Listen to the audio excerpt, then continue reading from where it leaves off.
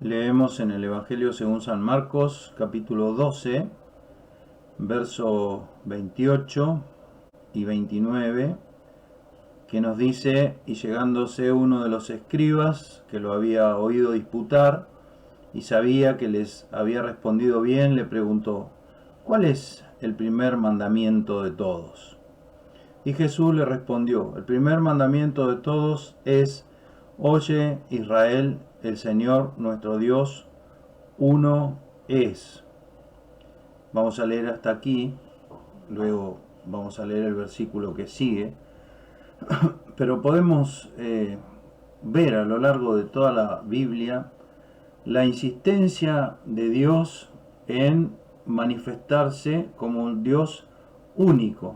Muchas veces Dios dice que Él es uno, y podríamos decir que todos nosotros nos parecería que es demasiado insistente porque sabemos que Dios es uno. Pero ¿hasta dónde llega? ¿Qué implicaciones tiene? ¿Y por qué Dios insiste tanto en decirnos que Dios es uno? En primer lugar, al decir Dios que es único, nos está diciendo que no hay otros dioses, que por más que las personas adoren otras supuestas deidades, el único Dios verdadero es el Dios de la Biblia, y todos los demás son dioses falsos, o podríamos decir dioses menores o dioses con minúscula, pero no verdaderos dioses. El único Dios es el Dios de la Biblia, el Dios creador de los cielos y la tierra, el Dios que ha venido y se ha acercado a la humanidad después de crearla para estar cerca de los hombres y tener una relación de Dios a hombre con ellos. Eso sería, digamos, la primera implicación. Pero aquí, en esta pregunta que le hace este estudioso del Antiguo Testamento al Señor Jesús, le pregunta: ¿cuál es el primer mandamiento de todos? Y el Señor empieza recitando lo que se puede llamar el credo hebreo, el Shema, que es la declaración de fe que se encuentra en Deuteronomio capítulo 6, verso 4, dada por Moisés, en donde comienza justamente con estas palabras: oye, Israel, el Señor nuestro Dios, el Señor uno es. Y sigue en el versículo 30 aquí diciendo: amarás pues al Señor tu Dios de todo tu corazón, de toda tu alma y de toda tu mente y de todas tus fuerzas. Este es el principal mandamiento. Dice: amarás pues, es decir, en razón de que Dios es uno, amarás pues al Señor tu Dios de todo tu corazón, de toda tu alma, de toda tu mente y de todas tus fuerzas. ¿Qué quiere decir esto? Que Dios, presentándose como un Dios único, único no solamente en su característica como Dios, como ser creador, sino también como un Dios que no tiene divisiones internas, es único, es uno siempre, es un atributo de Dios ser uno. Y ese Dios que es uno ha creado al hombre. Hagamos al hombre a nuestra imagen y semejanza. Entonces, el hecho de ser único implica que va a exigir al hombre que también sea único, no solamente en su ser, sino en sus afectos, en sus amores, en sus pensamientos. Por eso, la palabra enfática de este versículo no es solamente la palabra amarás, sino la palabra todo. Como Dios es único, exige al hombre que no tenga divisiones en su amor a Dios y que lo ame con toda su alma, todo su ser, todo su corazón, todo su poder, toda su fuerza, todo. Que no haya divisiones en la respuesta del amor del hombre a Dios. Amarás pues, por el hecho de que Dios es uno, con todo. Así se debe amar a Dios. Entonces vemos las implicaciones de la unicidad de Dios, que exige la totalidad, sin divisiones, de nuestra adoración, nuestro amor, nuestro servicio. Y debemos decir entonces que Dios, al presentarse como uno y único Dios, podríamos decir que mete el dedo en la llaga al problema del hombre, porque justamente uno de los grandes problemas, por no decir el mayor problema de los seres humanos, es que en términos generales estamos divididos, empezamos estando divididos interiormente y luego esas divisiones se trasladan a todo lo que hacemos. Los seres humanos estamos divididos en nuestros amores, en nuestros afectos, en nuestros pensamientos, en nuestras decisiones. Siempre hay una división. Y es notable que Dios ha llamado a una de sus criaturas que se ha rebelado contra él y que ha hecho división entre Dios y los hombres, la ha llamado diablo o diabolos, que significa, está formada este nombre, esta palabra, de dos palabras griegas. La primera es dia, que significa en medio de. Eso significa la palabra dia. De ahí, por ejemplo, viene la palabra diámetro, que significa la medida del medio, hablando de un círculo. Y también la palabra diablo tiene otro compuesto, la palabra final, bolos, que significa tirar, lejos o tirar algo. Entonces, la conjunción de estas dos palabras significa aquel que tira algo en medio de las personas. Por eso también se traduce esta palabra como calumniador, porque la calumnia es justamente tirar un comentario, tirar algo que se dice de otra persona y iniciar una división entre la gente.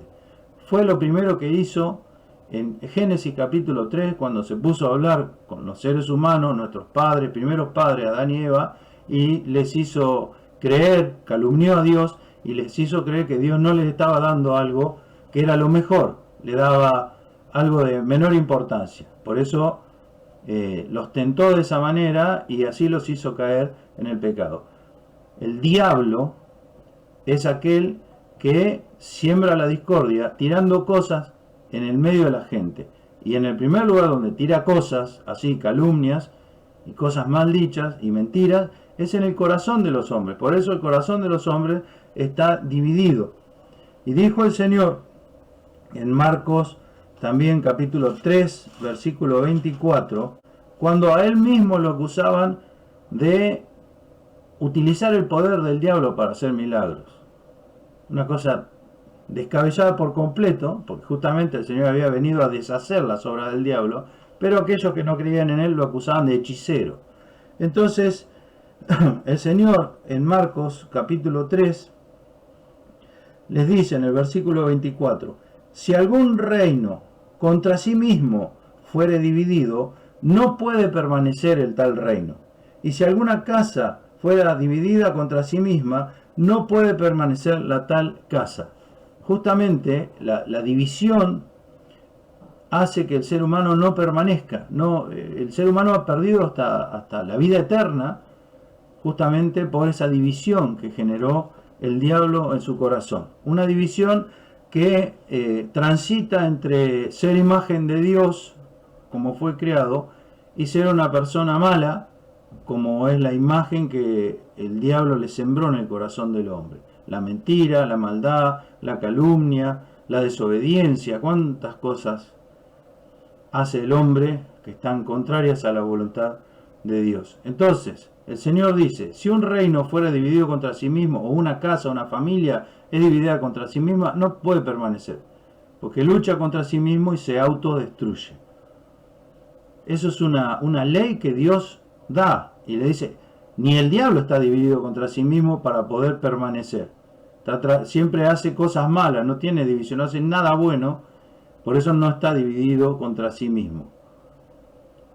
Así que vemos, volviendo al tema que nos ocupa al principio, la importancia que tiene esta declaración de Dios. Dios es uno, Dios no está dividido. Hay una discusión entre algunos intérpretes, malos intérpretes de la Biblia, hay que decirlo, que dicen que el Dios del Antiguo Testamento, Jehová del Antiguo Testamento, y Jesús en el Nuevo Testamento son completamente diferentes, que no son el mismo Dios, porque dicen que Jehová es un Dios vengativo, un Dios justiciero, y Jesús es misericordioso y amoroso. Nada más lejano a la realidad. Dios es uno. Y también la declaración de que Dios es uno va en contra justamente de esa mala y retorcida interpretación en la que se dice que el Dios del Antiguo Testamento y el Dios del Nuevo no son el mismo Dios. Por empezar, digamos que Dios se define a sí mismo en el Antiguo Testamento como un Dios lento para la ira y grande en misericordia. Y también en el Nuevo Testamento, aquel que manifestó el amor que nadie puede manifestar, porque siendo aún pecadores, Cristo murió por nosotros. Habla en el Nuevo Testamento, Jesús habla 160 veces, o más de 160 veces, del infierno y del castigo eterno. Así que vemos que esta unicidad de Dios, que nos habla de juicio, pero como Dios es uno, también nos habla de misericordia, y sin haber divisiones entre estos dos criterios, sin estar opuestos en Dios, porque Dios es un Dios de juicio, un Dios que, como bien dice la carta a los Hebreos, es fuego consumidor, pero también Dios es amor. Entonces, para conjugar esas dos cosas, Dios se hizo hombre y pagó por nuestros pecados, para hacer juicio contra los pecados, pero también para mostrar amor y salvarnos a todos. Ahí vemos que Dios es uno. Si no creemos que Dios es uno, no podemos entender esto. El mismo Dios que espera a los pecadores en el juicio final es el mismo Dios que hoy está ofreciendo salvación, que hoy ese Dios único está queriendo salvar en forma gratuita y por gracia a todos aquellos que se acercan a Él con fe y arrepentimiento. Dios es uno. Dios es uno. Por eso debemos amarlo con todo nuestro pensamiento, con todo nuestro corazón. No puede haber divisiones en nosotros. Y esa es justamente la lucha más grande que tenemos. Por eso el salmista, en el Salmo 86, en el versículo 10, decía, orando a Dios, porque tú eres grande y hacedor de maravillas. Tú solo eres Dios. Dios es uno. Tú solo eres Dios. Enséñame, oh Jehová, tu camino. Caminaré yo en tu verdad. Consolida mi corazón para que tema tu nombre. Ahí tenemos la misma relación entre el corazón del hombre y el Dios único. Tú solo eres Dios. Por lo tanto, Señor, haz que mi corazón también sea uno solo. Consolidar significa eso. Hacer uno. Que no haya dos cosas. Que no sea heterogéneo mi corazón. Que no haya dos adoraciones, dos amores, dos preferencias, dobles pensamientos, como si fuera para un lado y para otro. Consolida, que mi corazón sea enteramente para ti, de todo tu corazón, de toda tu alma, todo tu pensamiento, toda tu fuerza. No sucede en nuestra experiencia eso, porque siempre tenemos una división, amores divididos, queremos seguir a dos señores, amamos las cosas de este mundo y también queremos amar a Dios. Y Dios dice, Dios es uno, todo tu corazón, toda tu mente, todas tus fuerzas. Hay una historia en el Antiguo Testamento, en Primera Reyes, capítulo 18, en donde Elías, un profeta de Dios, lucha contra unos religiosos que adoraban a un dios llamado Baal. De ahí viene la palabra Baal-Zebub, por ejemplo. Era una divinidad antigua, así también se le llama al diablo, Belzebub. Entonces, Elías, cuando está el pueblo mirando en este desafío que le hace a todos estos adoradores de este dios Baal, le dice al pueblo, Primera Reyes 18:21, y acercándose Elías a todo el pueblo dijo, ¿hasta cuándo claudicaréis vosotros entre dos pensamientos? Si Jehová es Dios, seguidle, y si Baal, id en pos de él. Y el pueblo no respondió palabra, se quedaron callados. Es notable esta frase, es muy interesante esta frase, porque la palabra claudicar significa rendirse en español. Pero la palabra hebrea, que es traducida claudicar acá, es la misma palabra que da raíz, es la misma raíz, perdón, que da origen a la palabra Pascua o Pesaj en hebreo, que significa saltar. También ese verbo se traduce renguear o cojear, como una persona que le falta una pierna y va dando saltos. Por supuesto, en el sentido de la Pascua, significa que Dios, que iba haciendo juicio sobre los egipcios, saltó o pasó por alto a los hijos de Israel y por eso se salvaron. Esa es la Pascua, pasar por alto o saltar. Pero ese verbo saltar también significa ir de un lado al otro, como va dando salto a una persona que le falta una pierna y no tiene muleta. Esa es la imagen que nos da este verbo, ir dando saltitos. Y entonces aquí Elías le dice a esta gente: ¿hasta cuándo van a saltar de un lado a otro pensando cuál es el Dios verdadero? ¿Hasta cuándo claudicaré? Se van a rendir saltando de un lugar a otro en los pensamientos, en lo que pienso.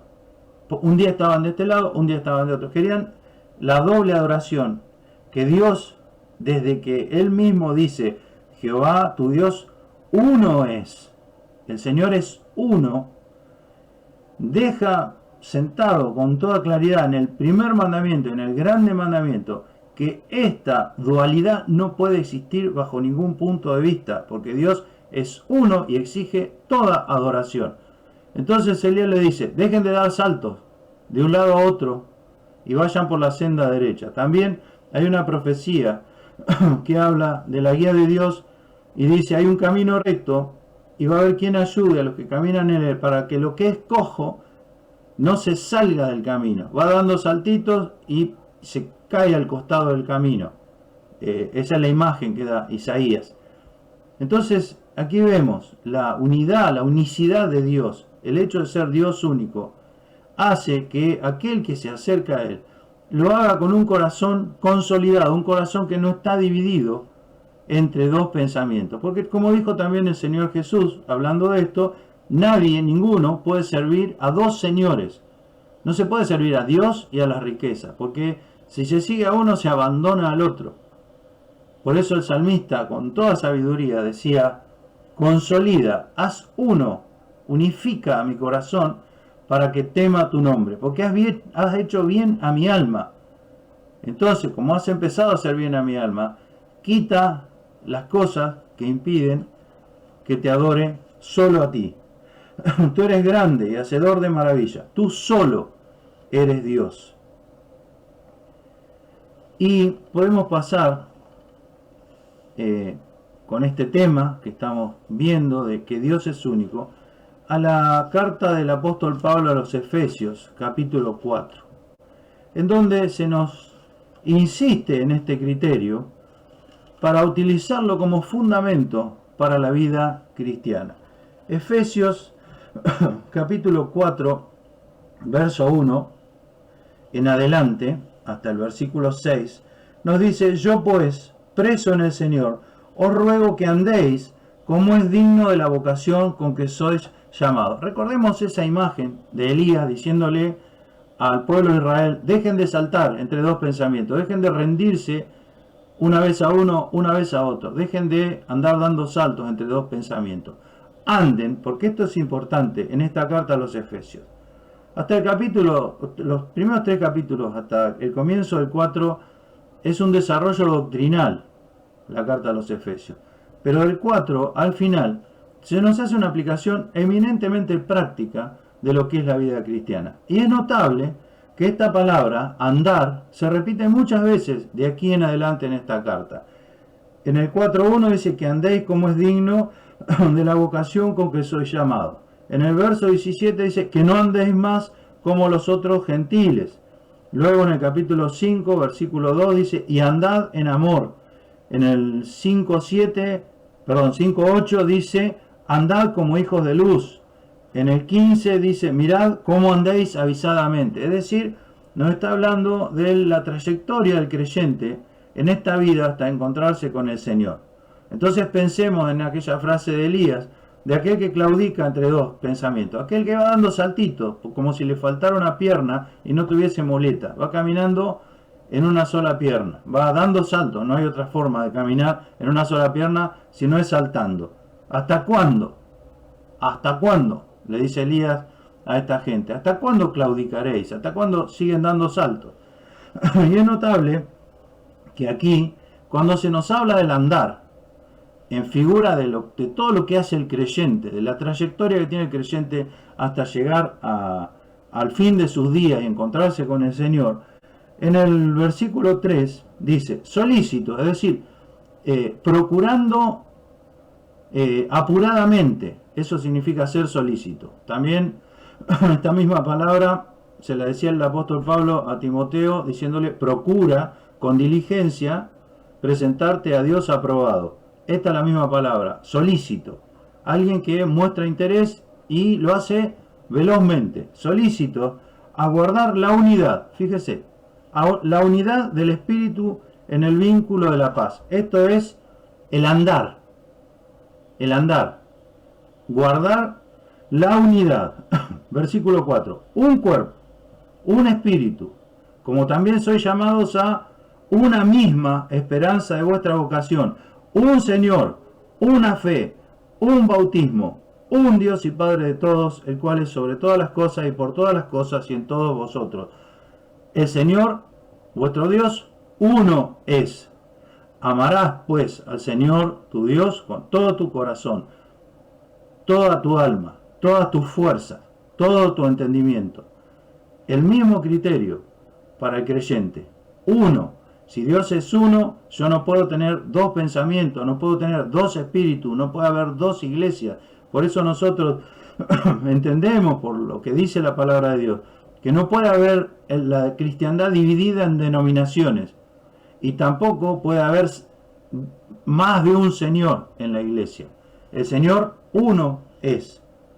Amarás pues, por ser uno Dios, yo no puedo tener el corazón dividido. En el libro de los jueces también se nos relata una guerra en la antigüedad, en Jueces capítulo 5, y nos dice que fueron todas las tribus de Israel, Jueces 5, fueron todas las tribus de Israel a la guerra contra un invasor enemigo. Pero algunas tribus, por ejemplo como la tribu de Rubén, no asistió a ayudar a sus hermanos. Se quedaron quietos en su territorio y no fueron en la defensa de su frontera de aquel invasor que los iba a esclavizar. Y en el versículo 16 de Jueces capítulo 5, en el cántico de Débora, le dice a las tribus, dice, príncipes también de Isachar fueron con Débora, y como Isachar, también Barak se puso de pie en el valle. Y miren esto, de las divisiones de Rubén hubo grandes impresiones del corazón. ¿Por qué te quedaste entre las majadas para oír los balidos de los rebaños? De las divisiones de Rubén, grandes fueron las disquisiciones del corazón. ¿Qué significa esto? Las impresiones y las disquisiciones del corazón. ¿Qué era lo que pasaba? Estaban indecisos sobre si ir a luchar, a defender y ayudar a sus hermanos o quedarse. Al fin se quedaron. ¿Por qué te quedaste detrás de las majadas? Las disquisiciones, también podríamos como sinónimo decir los dictámenes. Esa es una palabra que también se traduce estatuto, la palabra disquisición, es decir, un dictamen, algo que se dice, lo que le dictaba a su corazón, un corazón dividido que no servía ni a uno ni a otro Dios. Y entonces cuando llegó la guerra y el invasor venía y había que defender la verdadera fe en aquellos tiempos de los jueces, fueron tan grandes los dictámenes del corazón que ellos se quedaron y los otros fueron a luchar.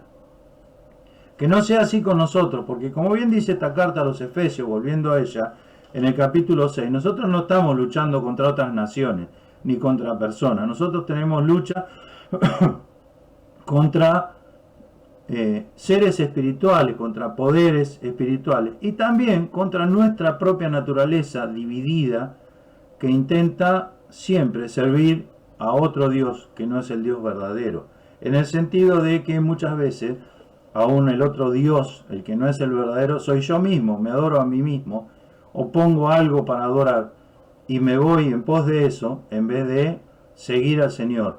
Entonces el Señor, basado en el mandamiento más importante, el primero de todos, el Señor tu Dios uno es. Por lo tanto, amarás a tu Dios con todo tu ser.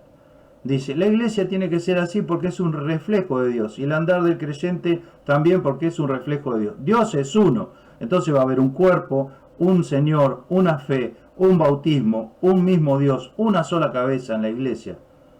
Que se manifieste en diferentes tonalidades, por así decirlo, y gamas, está dentro de aquello que Dios tiene previsto. Por eso más adelante en este capítulo 4 se nos habla de la diversidad de dones en la iglesia, pero es el mismo Dios y el mismo Espíritu.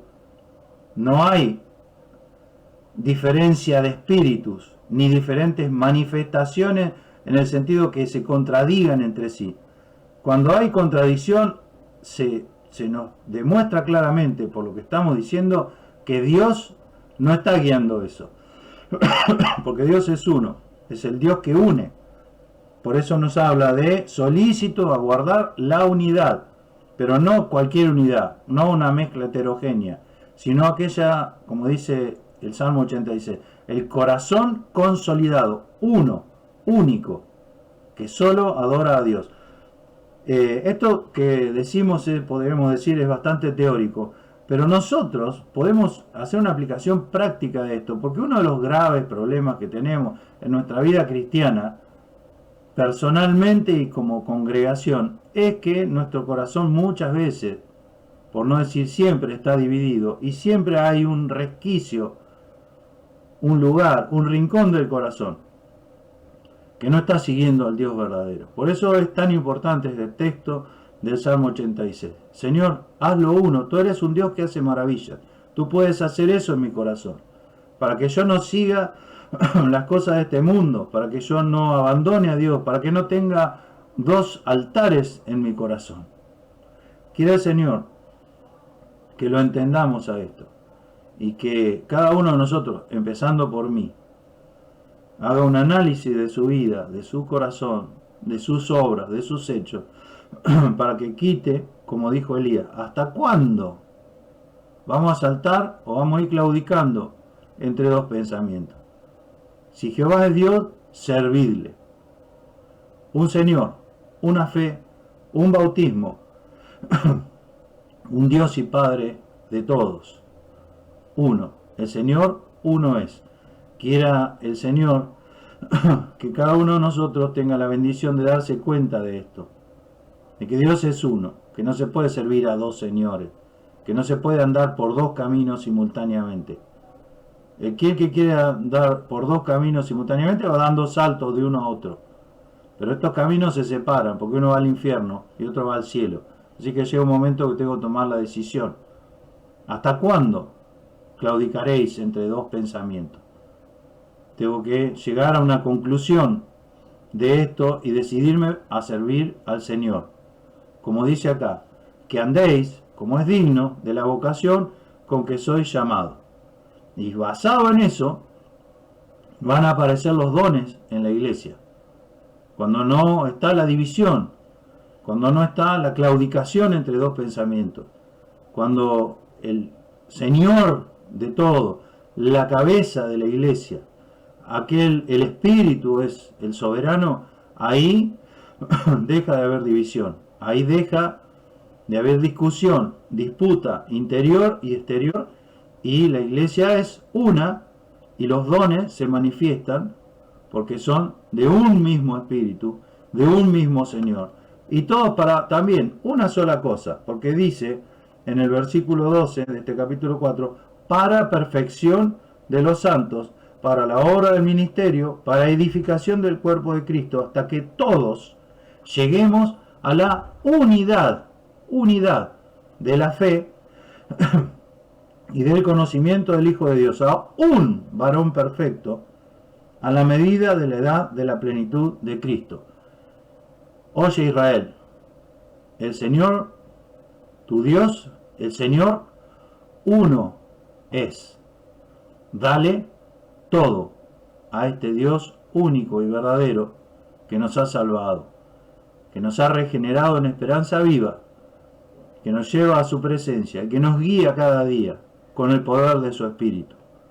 ¿Hasta cuándo daremos saltitos? ¿Hasta cuándo claudicaréis entre dos pensamientos? Si Jehová es Dios, servidle. Quiere el Señor bendecirnos.